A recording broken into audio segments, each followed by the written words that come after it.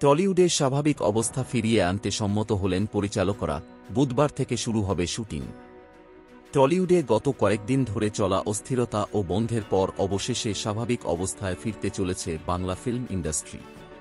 টলিউডের পরিচালকরা সিদ্ধান্ত নিয়েছেন যে বুধবার থেকে শুটিং শুরু হবে। গত কয়েকদিন ধরে ইন্ডাস্ট্রিতে কাজ বন্ধ থাকার পর এই সিদ্ধান্ত টলিউডের শিল্পী ও কলাকুশলীদের মধ্যে স্বস্তি এনে দিয়েছে। বিভিন্ন সমস্যার কারণে টলিউডে কাজ স্থগিত ছিল এবং এই সময়ে প্রযোজক, পরিচালক ও কলাকুশলীদের মধ্যে আলোচনা চলছিল।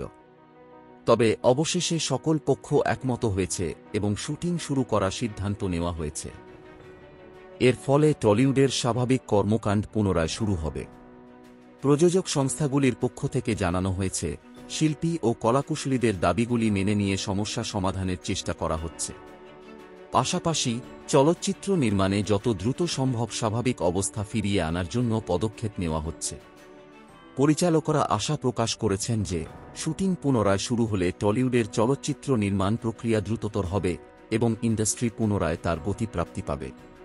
এই পরিস্থিতিতে টলিউডের সকল স্তরের কর্মী ও শিল্পীরা আগামী দিনে ভালো কাজের প্রত্যাশা করছেন এবং চলচ্চিত্র নির্মাণে পুনরায় প্রাণবন্ত অবস্থা ফিরিয়ে আনতে চেষ্টা করছেন।